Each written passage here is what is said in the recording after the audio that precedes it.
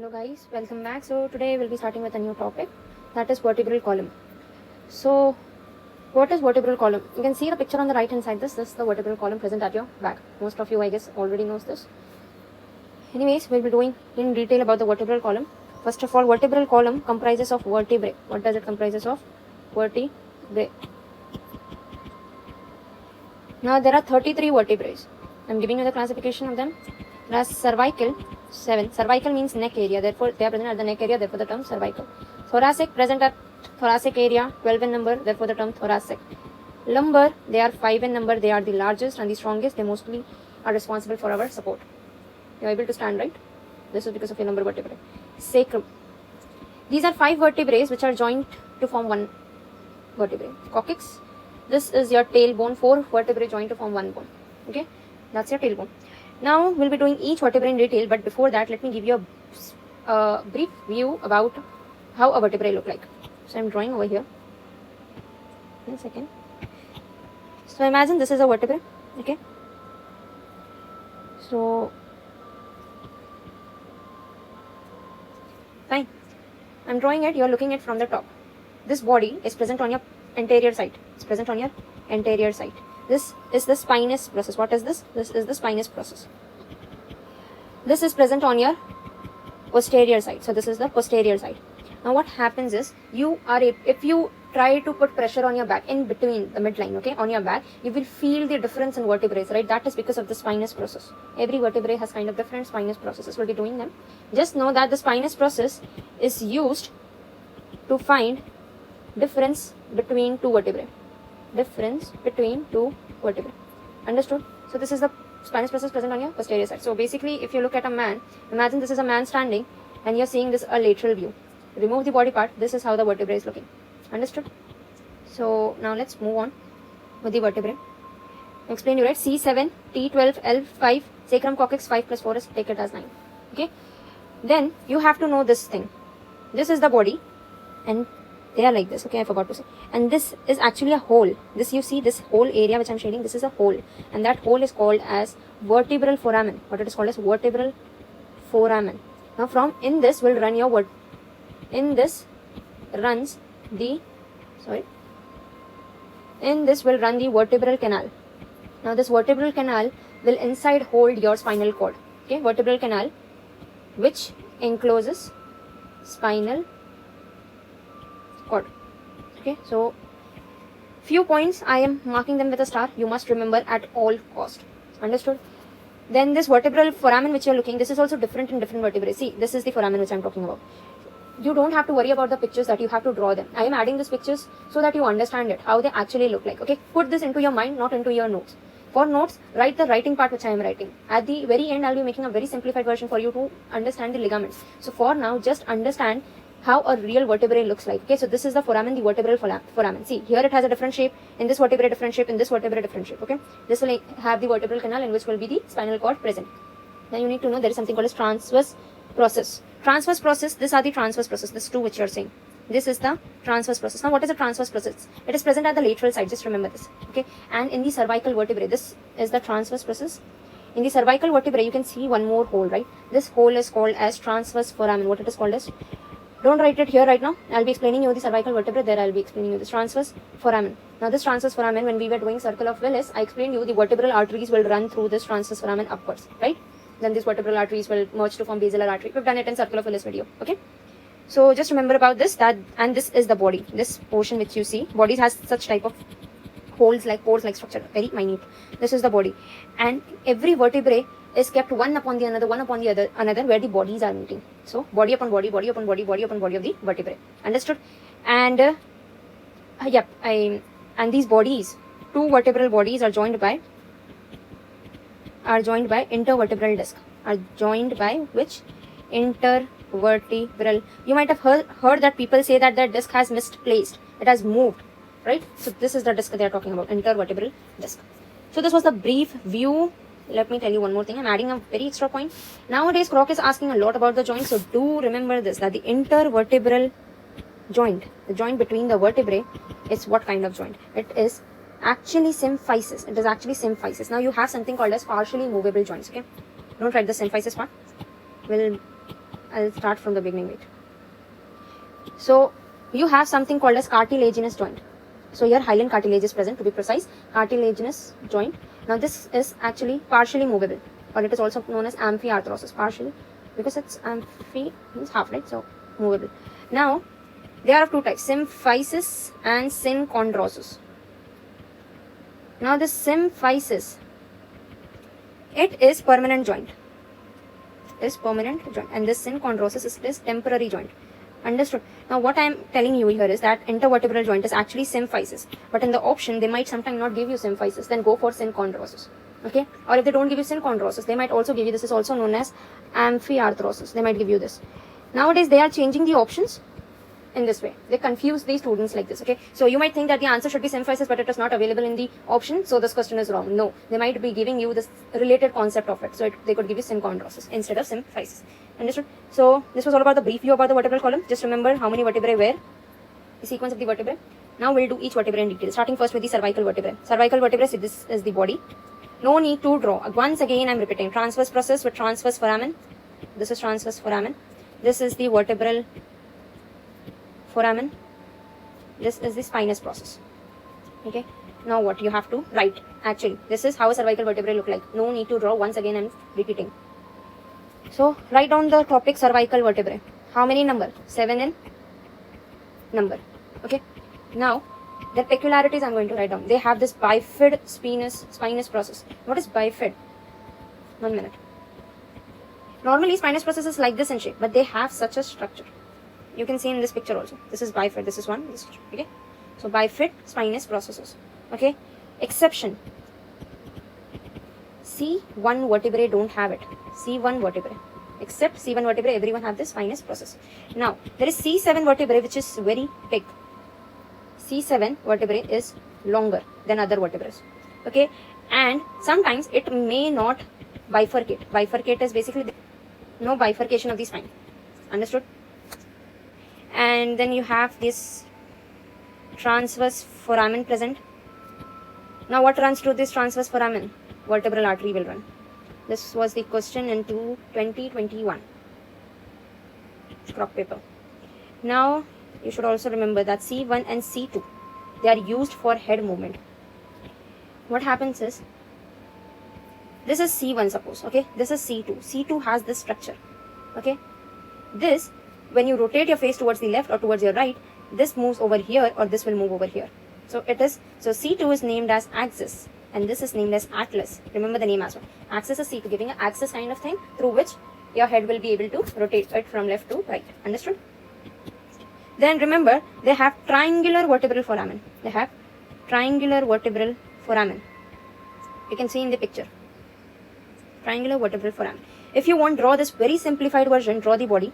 Okay, draw the transverse process, draw the spina bifida like this and draw it like this. Draw one foramen here, one foramen here. Okay, and draw your triangular process in between. Then name them. Spina bifida, I'm not naming them. Transverse process, transverse foramen. Vertebral foramen. This is body. Understood? This is how you can draw the simplified version of the photos I am explaining you. Now let's start with the thoracic vertebrae. Thoracic vertebrae were how many number? They were 12 in number. Okay, so 12 in number, how many ribs do you have? 12 ribs. So this is used for forming your thorax, that is your ribs. So ribs will come and articulate over here, we'll be doing it. So this is the top view, this is the lateral view. On top view you can see the body, you can see the spinous process, you can see the transverse process. This is the vertebral foramen. Okay, and this is the lateral view. So first let's know what and all these thoracic vertebrae has. Here the only thing you have to remember that articulation of ribs occur over here. Now they might ask you where the head of the rib articulates. So the head of the rib articulates at demifacets. Okay, now this demifacets, they are 2 in number, superior and 1 inferior. Okay, then where does the tubercle of the rib articulates? So tubercle of the rib articulates at transverse costal facet. Transverse costal facet. Okay, and there's one thing you have to remember, that here it has circular vertebral foramen. That's all you have to remember about thoracic. So this is the superior articular facet, this is the inferior articular facet, and this is the transverse facet. Now I'm drawing it here. Imagine this is a body. Okay, I'm drawing this superior, 1 minute. I'll draw it again. So this is the body.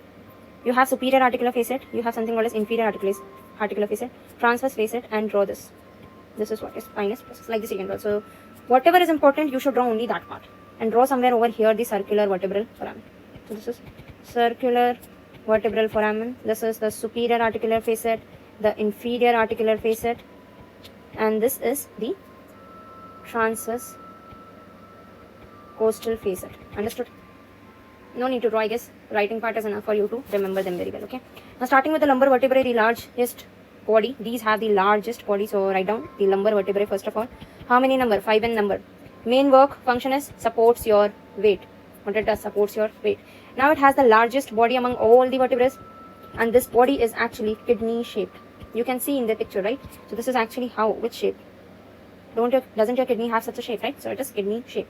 Supports weight of your body, and it has triangular shape vertebral foramen. Now who was having this triangular shape? Cervical vertebrae. So it is similar to the cervical vertebrae, but the cervical vertebrae are very shorter. Foramen. Okay. Now the size of this vertebrae gives access to the needle to the spinal cord. This I'll be explaining you. This sentence which I said you right now, in the very next slide we'll be doing about the ligaments. Okay, so there I'll be explaining you this. Just remember that the lumbar puncture done at L3 and L4 vertebrae. They are 5 in number, right? So lumbar puncture is done between L3 and L4 vertebrae. Sacrum, you can see over here this part, right? So this is sacrum. One body, second body, third body, fourth body, fifth body. As I said, sacrum is made up of 5 bones fused together to form one. Okay. It looks like inverted triangle. So they might in the question give you a bone with inverted triangle of the vertebral column. So what will be the answer? It is sacrum. Nowadays they are giving anything. You should be very much thorough with your concepts. Okay. Coccyx, they are 4 in number. I don't know if you can see 1, 2, 3, 4 like this. Count or don't count, that's your wish. Fused together once again. Now this coccyx is actually what it is, your tail bone. Okay. So done with the lumbar, done with the sacrum, coccyx. Let's do the ligaments in detail. Okay. So this is the vertebral column which I put over here. I guess it's not needed, but I just put in case if I want to explain it. First, I'm drawing a body. I'm drawing a simplified version of this picture. Okay. So let me draw a body first. Okay. We have drawn a body. Then we have drawn this, the vertebral foramen. Then I am drawing here the spinous process. I am putting this body's vertebral foramen, spinous process. I am doing 3-4 vertebrae. Okay. 1 minute.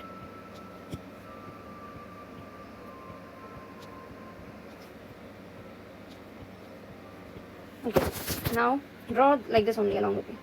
So body, as I said, body is present on which side? This is the anterior side. This is the posterior side, first of all. Okay, we are looking, this view is lateral view. Remember it. Okay, so here there's a ligament present, and that ligament is called as anterior. It's present on the anterior side. So anterior longitudinal. You have to draw the simplified diagram. Ligament. Okay, anterior longitudinal ligament. Now there's a ligament present over here. Right at the back of the body. Okay. Now this blue color ligament is posterior, present on the posterior side. So posterior longitudinal ligament. I'll be explaining you the work of it and problem if this ligaments are damaged and what happens. Okay.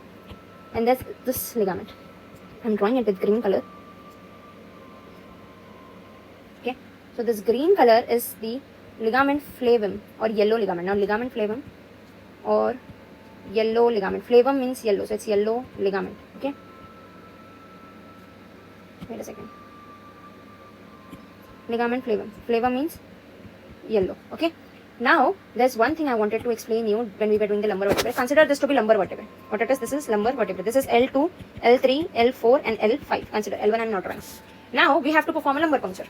Okay. In this vertebral, first of all, vertebral foramen, what will run? Your spinal cord will run. So, I am drawing this spinal cord over here. What is running here? Spinal cord is running. Okay. This white color thing is the spinal cord. Now what happens is, we are performing a lumbar puncture now. I am this is the needle, okay, this color is the needle. So, between the L3, L4, I have inserted the needle and I should make sure that this needle is inserted till this ligament flavum. Remember this.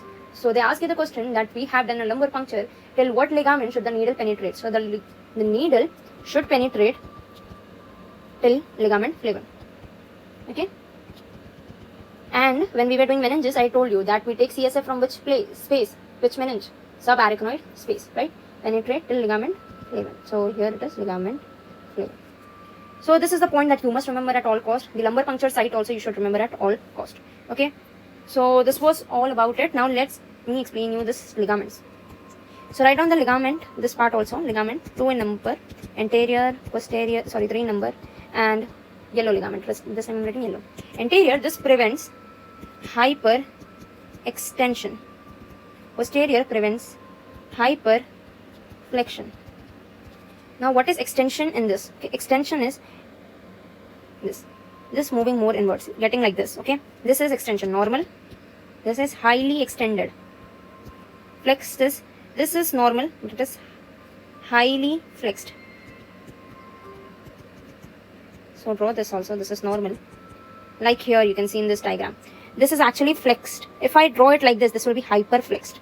This is normal, but if I draw it like this becomes a problem. This is hyper extended, this is flexed. Flexion increased. Here you can write extension increased. Draw this version which I have drawn over here, understood? So anterior will prevent hyperextension. So if anterior longitudinal ligament is damaged, what happens? You will get lordosis. Now we are doing this. What do you mean by lordosis, kyphosis? But just remember it, okay? This is the question they are asking. Till date, they have asked about this anterior longitudinal ligament. They might also ask about posterior. What is the function of it? It prevents hyperflexion. Yellow is needle should penetrate. I'm writing. Okay? I'm writing only this much part. Needle should penetrate. Anterior longitudinal ligament prevents hyperextension. Okay? And damage is lordosis. Understood? This is anterior longitudinal.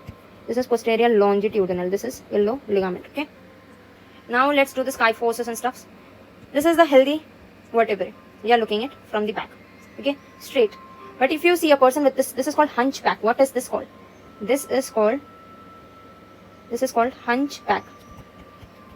Okay? This is excessive. Kyphosis is what? So this is healthy. Write along with me, healthy, then write kyphosis.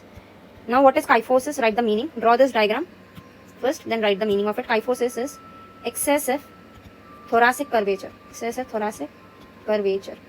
Lordosis, L for lordosis, L for lumbar. So it is excessive lumbar curvature. What it is? Excessive lumbar curvature. So it will be, okay, so it will be too much inside this part. Wait a second, I'll give a different shade. So just remember this part and remember this part. You can see in the diagram as well, I guess. And there is scoliosis. Scoliosis, what happens? There is lateral curvature. Scoliosis, you have lateral curvature. You have it like this something. Okay, it's lateral. This is the body of a person and they will have it like this. Understood? So this is scoliosis, lordosis, kyphosis and healthy.